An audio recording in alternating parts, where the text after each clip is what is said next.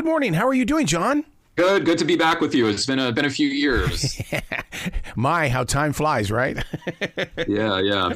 4 years, a slightly different world that we live in these days. Oh my God. Well, let me tell you how different it is. Look at what you're doing with AI technology, and I want listeners to know, get it out of your system, go listen to the voice that's on there, and then start from the very beginning and take in this story.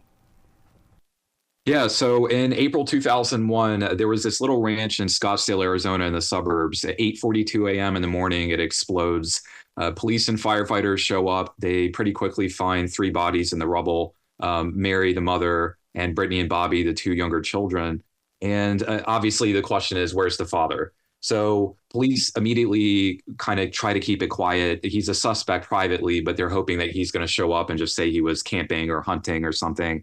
Unfortunately, he doesn't. So 10 days later, a man in a forest, the remote part of Arizona, finds Mary Fisher's SUV abandoned in the woods. It's near an Indian reservation. It's near caves. And so there's this massive search in the wilderness for any sign of Robert Fisher.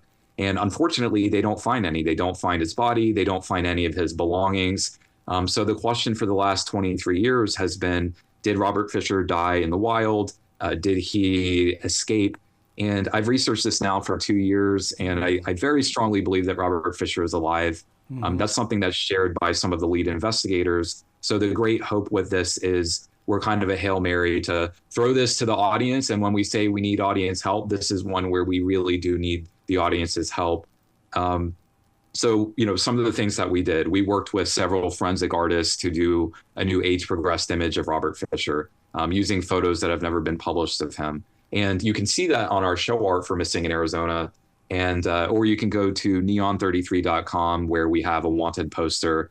But I'd like everybody to look at that. And if it looks like anyone who could be Robert Fisher, please contact us or contact law enforcement.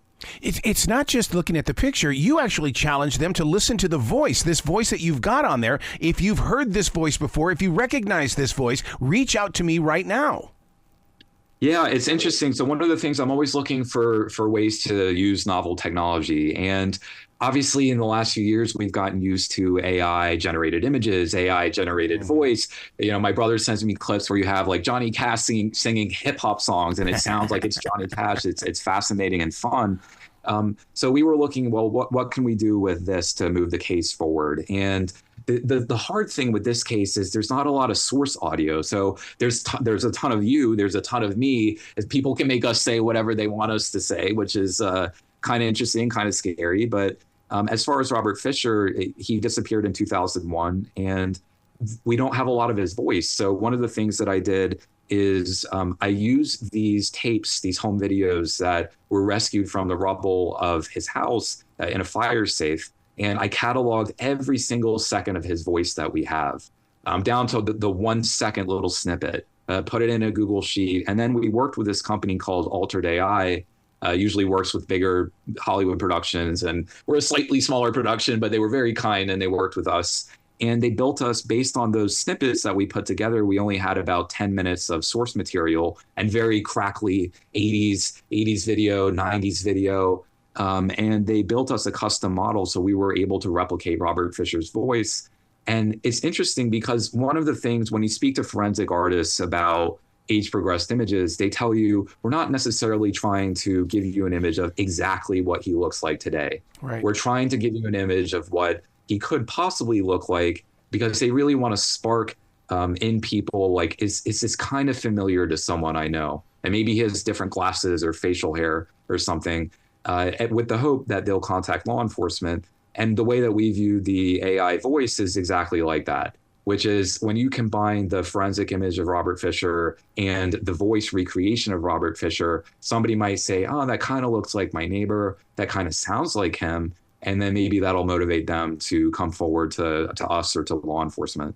I got to be honest with you about something, because the video that you played inside the first episode for the birthday, I didn't believe Robert Fisher at all. When the way he was talking with his wife and everything like that, I just felt like that. No, this guy's a con artist. I can hear it. Because he was using higher pitched tones that really kind of set me off as a listener.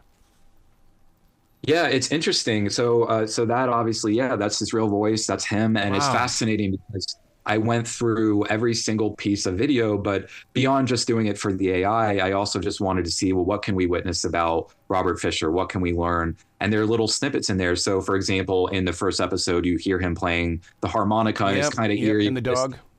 And the dog singing, his dog singing, which he had trained to sing along with the harmonica, which in any other case would be cute. In this case, kind of creepy.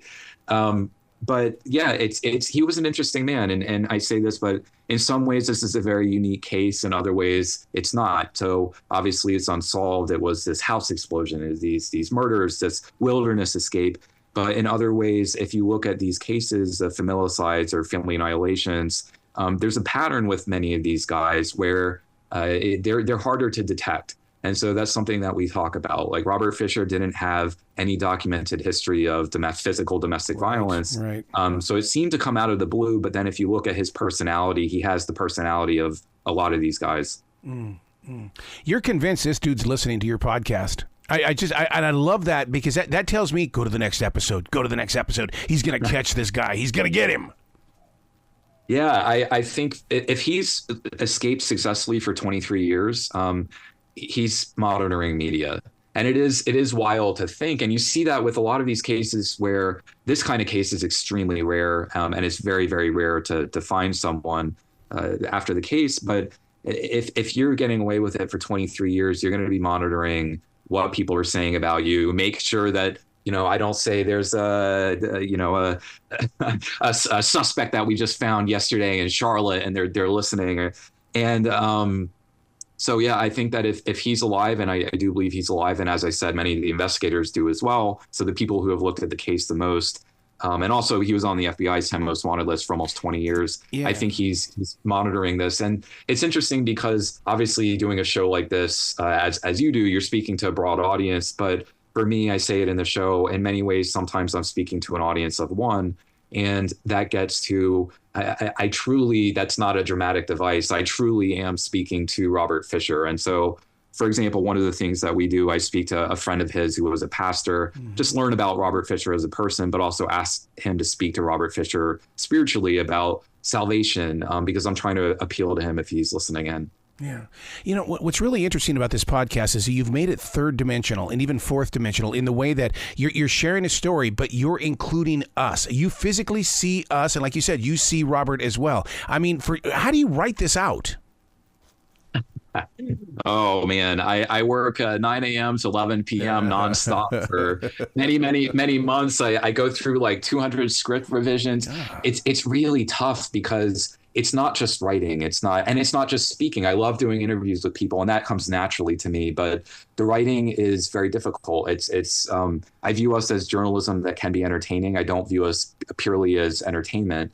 And so we're really looking for new information. And even in the first few episodes, we found 2 new witnesses who changed the case timeline. Yep. We possibly located a new piece of physical forensic evidence. And so it's interesting. It's me just sitting alone at my desk, having a conversation in my head with this phantom fugitive. And so if I hopefully I still have my sanity in 6 months, check back in with me. But do you think that his darkness, which came from, him being in the Navy, do you think that darkness is what he held deep inside? Because my father never talked about his PTSD. And do you think Robert had this? He didn't want to talk about it. And all of a sudden, one day, it just went kaboom. I think that it gets to his personality, that he was somebody who really wanted to be a hero. So obviously you have many, many, many people out there who are legitimate, real heroes. And I think Robert wanted to be one of them. So he joined the Navy. He worked on refueling aircraft. He was deployed overseas, I believe in the early. He was also a firefighter. He was an EMT. And then later, after he injured his back, he worked in a hospital setting. In emergency rooms and cardiovascular tech. So this is a guy who was in the Navy and a firefighter. And I think that he really wanted to be that hero. And in many ways, he wasn't. So he was surrounded by heroes, but he wasn't. And I think that really got to him. So it speaks to his personality a good bit. I don't think he had, that's a great question, but I don't think he had PTSD directly from that. However, When I spoke to some people who knew him when he was a firefighter, for example, I had some of his friends who were telling me that he responded to these really grisly car accidents where, for example, someone died by suicide and their car went up in flames. And so I think what it speaks to beyond PTSD or even a hero complex is that he was someone who did well under pressure.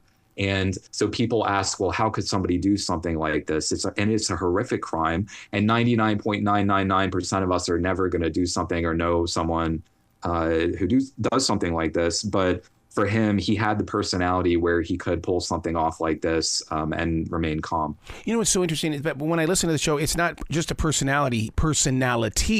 I just feel like that he's an imposter syndrome patient is what he is, and that right now he could be a school teacher or he could be running some business, because I'm the boss, I am the hero, I saved the company.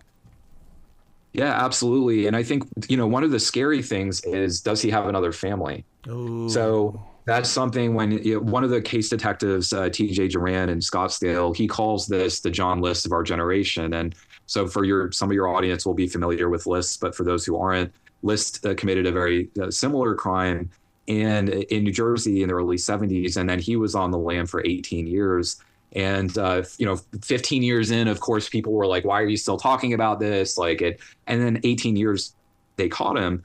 I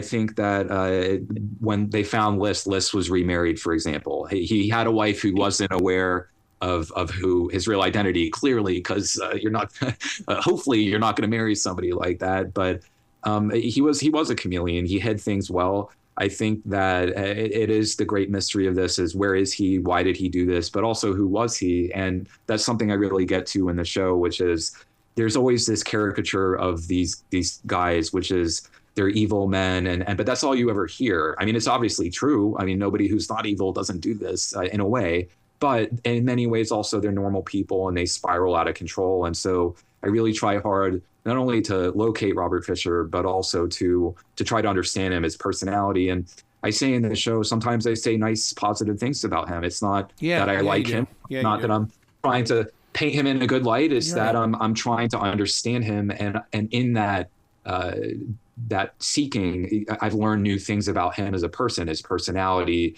his physical health, and you never know when one of those tiny little clues is going to help find him. John, how do I know you're not Robert? Well, I was 12 at the time. How do I know you're not Robert? Right. Yeah, I'm finally reaching out to you, dude. Oh, this is getting interesting. I'm not doing any of the rest of the interviews today. I'm going to stick with this one. I mean, seriously, how would you know if that email you get or that Facebook post that you get? How do you know it's not him just using a different name?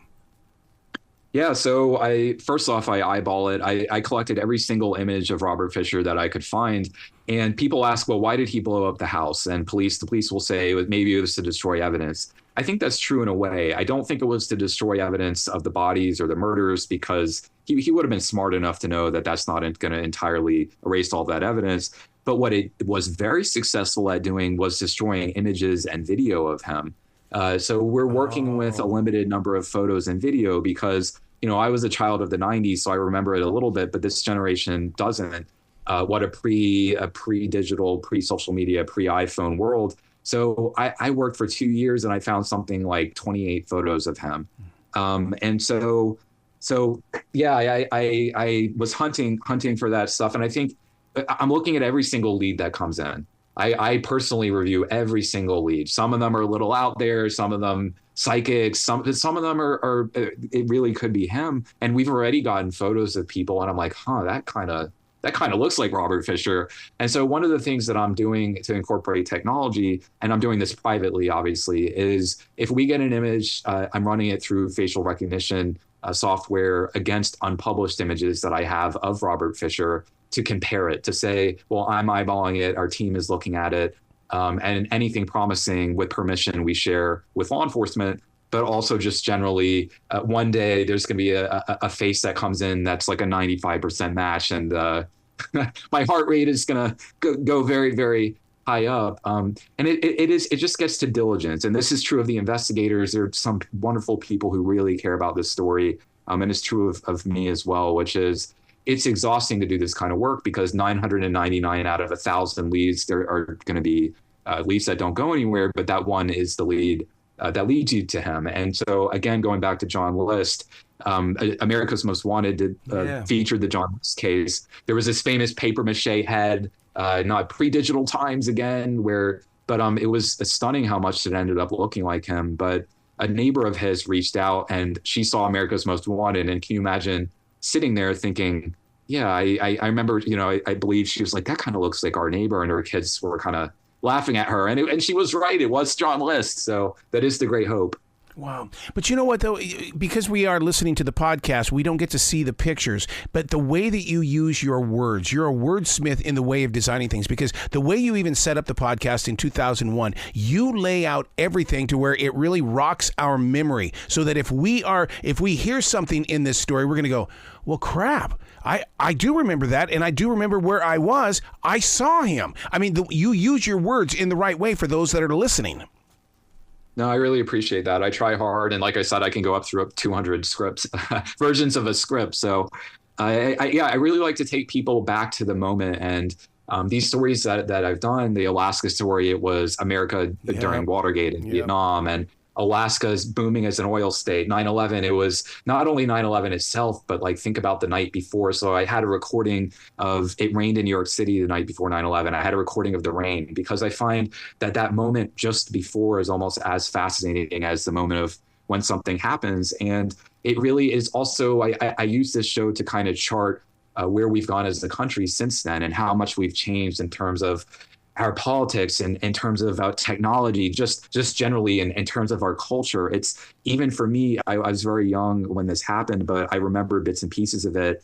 And everything just happened so rapidly. So I want to put people back in that moment, whether it's 1972, Alaska and DC, 2001, New York City, 2001 in this little suburb in Scottsdale, Arizona. So I really paint that. And I like also using textured audio, archival news clips, just to really put people back there. So I want people to close their eyes. I want to put people in the forests in Arizona. I want to put people in 2001 America, and start from there. Wow. And I'll tell you, I don't know if every town has had a house that has exploded, but I mean, just in the past couple of years, just in this area, we've lost 2 houses. And you've made me wonder, should I be doing what John is doing and investigating beyond the headlines in a newspaper or what's on Channel 9 News? Because once it falls out of the headlines, it just blew up. What did? The house. Why? I don't know. But see, so something has driven you to start asking the right questions. Yeah, I love investigating. That's the part that I like the best. The writing can be painful, but the investigation, I love. I go through thousands of pages of documents. I interviewed over 100 people. I'm really driven to find new information. And so, again, I view these shows, I hope they're entertaining for people to listen to, and I think they are, but I view them primarily as journalism. And I ask myself in the show, well, why am I doing this? I'm very grateful for this opportunity, but there has to be something that drives you to do this kind of work.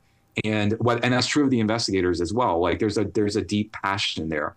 And I say it, that some of these cases like Fisher, it's high profile, but I found a ton of new information. And so there's always new information to find, and it's always exhilarating to find. I found 2 witnesses who changed the case timeline. I found possibly a new piece of forensic evidence. And we're only on episode 3, so there's a lot to come. But there is this deep passion where you get obsessive with it. And then always at some point you're almost burned out, you're tired, and you just keep pushing yourself to call everybody. And in my experience, those calls really pay off. So there are calls where I'm just like, oh my God, I don't want to make another phone call today, but I do. And then I find something absolutely incredible that really helps the case or changes the story. Do you think that we're suffering from blind gorilla syndrome in the way that the evidence and everything is right there in front of us, but because there's so much going on, we don't see it? But here comes John, and here comes John with all the answers. I think that the answers about what happened are there. The big question is, there are 2 big questions. Where is he and why did it happen? Right. So this is kind of an interesting case. It's not a question of what happened with the crimes or the house, or forensically, we have a good understanding of what happened. The mystery is, where is he? And there might be a few people out there who, and I think there are, who have information who could solve that. And so it's finding that one person that maybe wasn't investigated, which we interviewed people that were never interviewed by law enforcement or the media. So, just that alone is telling me well, this is worthwhile, because if you have people that have never spoken to the cops, the FBI, reporters, they might have new information. And in our experience, sometimes they do. So I think this is just a case where we know what happened. The question is, where is he? What happened to him? And we explore that in detail. And then also on a grander perspective, why did this happen? And is there anything that we can learn to apply to other cases of familicide or domestic violence? Where can people go to get you that information? Because when they hear this, let's say they're in Scottsdale right now and they're going, oh my God, I know where this guy is. Where can they go to reach out to you? So we direct people to neon33.com. We have a way that people can submit leads to us. You can look at a new wanted poster. You can click through to listen to the show Missing in Arizona on any podcast app. But the easiest way would be for people to go to neon33.com. And I highly encourage anyone who hears this, please go look at the new forensic image. I love it. Please come back to this show anytime in the future, John. You know that door is always going to be open for you. No, I appreciate it. And this is fun. I'll come back and we can discuss mysteries. This is the fun part. I appreciate it. Well, you be brilliant today, okay? Okay, thanks so much.